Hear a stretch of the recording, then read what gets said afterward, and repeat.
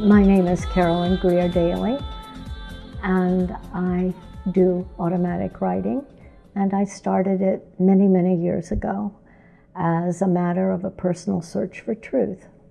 And at first it was kind of scary, and then things began to happen that were really borderline miraculous.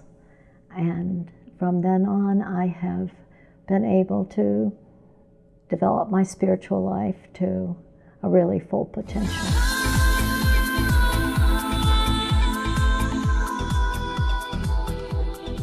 And it all started actually with a group of Sunday school children that I taught in the 8th grade.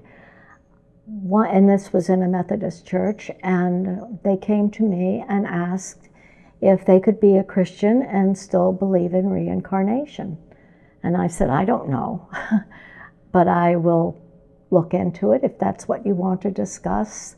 We had a special time after we finished the requirements that we could talk about just about anything they wanted to, and I had made that promise, so I intended to keep it, even though I knew absolutely very little anyway about reincarnation.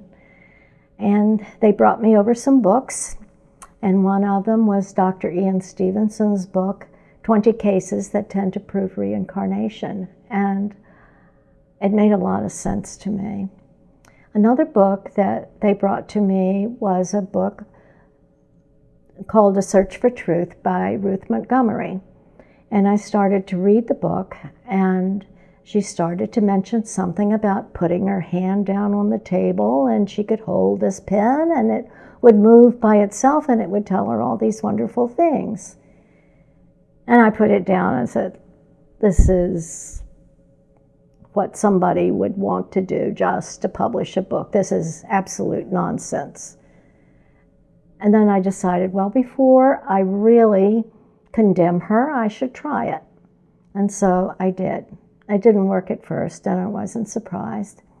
But then one day, my hand was on the table, and suddenly the pen took a life of its own, and it moved across the page, and it wrote, "Lovely here." And I dropped the pen and ran. It scared me to death at first. And then I realized that this was something that had never, ever entered my consciousness. And so it was like a miracle that had just begun to surface.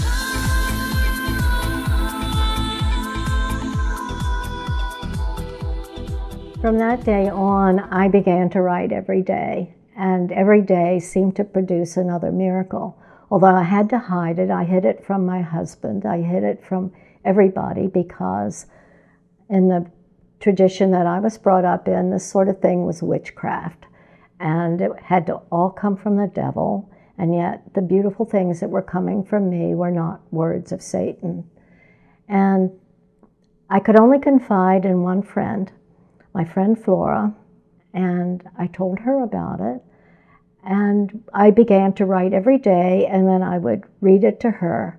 And one amazing day that really told me that this was not from my subconscious mind or from anything in me, it wrote, blazing fires, Louisiana, spelled with a Z, by the way. It was very phonic.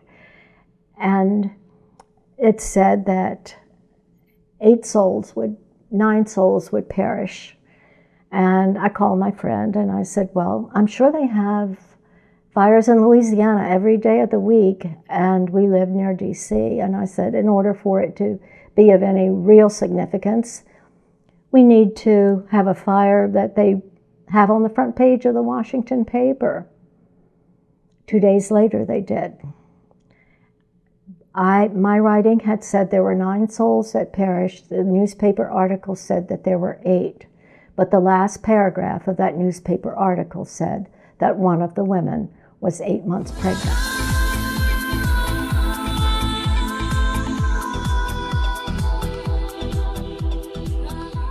The years went by. Well, in the beginning, the funny part of it was that I was sneaking around the house hiding my writing from my husband, because I didn't think he would understand, and yet I knew that one of these days I would have to tell him what I was doing.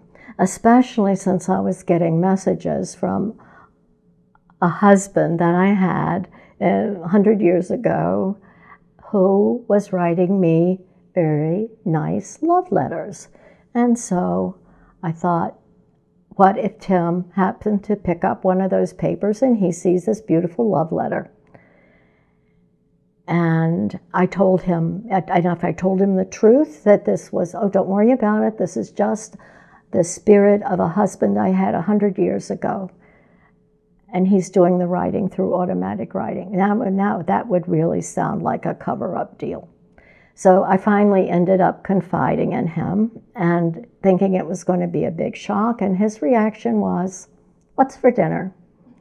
So I realized that I could just go on with this, but it was nothing that we could really share. But the writing ended up bringing me here to Brightwood.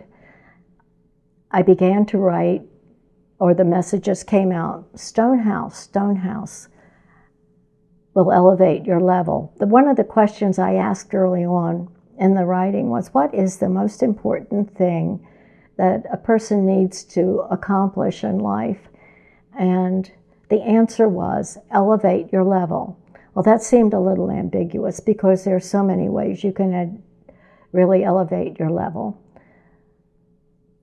But they told me that I needed to move here and that I would have a stone house. Well, it was kind of a long story and it took a long time, and they were on their time and I was on linear time, so I got a little impatient with them.